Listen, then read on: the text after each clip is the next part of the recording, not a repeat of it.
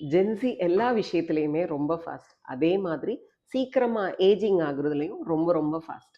இதுக்கு நீங்க ஜீன்ஸ் எல்லாம் ப்ளேம் பண்ண வேண்டாம். இதுக்கு மெயின் ரீசன் என்னன்னா, உங்களோட லைஃப் ஸ்டைல் தான். ஃபர்ஸ்ட் ஒன், கிரானிக் ஸ்ட்ரெஸ்னால உங்களோட கார்ட்டிசால் அதிகமாகும். அந்த கார்ட்டிசால் உங்க ஹேர் ஃபாலிக்கலையும் டேமேஜ் பண்ணும். நெறைய காஃபி அண்ட் டீ இதுல இருக்கிற இந்த கெஃபைனால உங்களுக்கு அதிகமான டீஹைட்ரேஷன் ஆகுறதுக்கான வாய்ப்பு அதிகம். டீஹைட்ரேஷனால உங்களுக்கு அயர்ன் லாஸ் ஆகுறதுக்கான வாய்ப்புகளும் அதிகம்.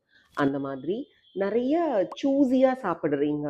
நெறைய டைம் ஃபுட்ட ஸ்கிப் பண்றீங்க. அதனால நியூட்ரிஷியன் கேப் நடக்கும். ஸோ ஜிங்க், பயோட்டின், புரோட்டீன் நெறைய எசென்ஷியல் மைக்ரோ நியூட்ரிஷியன்ஸும் உங்களுக்கு உணவால கிடைக்கிறது கிடையாது. அப்புறம் late night sleep and excessive blue light exposure உங்க மொபைல்ல இருந்து, உங்க ஸ்க்ரீன்ல இருந்து, உங்க டிவில இருந்து இதெல்லாம் எக்ஸசிவா இருக்கிறனால உங்களோட மெலட்டோனின் சைக்கிள் அஃபெக்ட் ஆகுது. ஸோ உங்களோட ஸ்கின் அண்ட் ஹேர் ரிப்பேர் நடக்கும் பாடியில. அதுவும் அஃபெக்ட் ஆகுது. அண்ட் இந்த யங் ஏஜ் பீப்புள் பார்த்தீங்கன்னா, over use of products 10 step routine, 7 step routine எதையோ பார்த்து ஏகப்பட்ட ப்ராடக்ட்ஸை ஸ்கின்ல யூஸ் பண்றாங்க. So over usage of products என்ன பண்ணுதுன்னா, உங்களோட நேச்சுரல் ஸ்கின் பேரியரை அஃபெக்ட் பண்ணிடுது.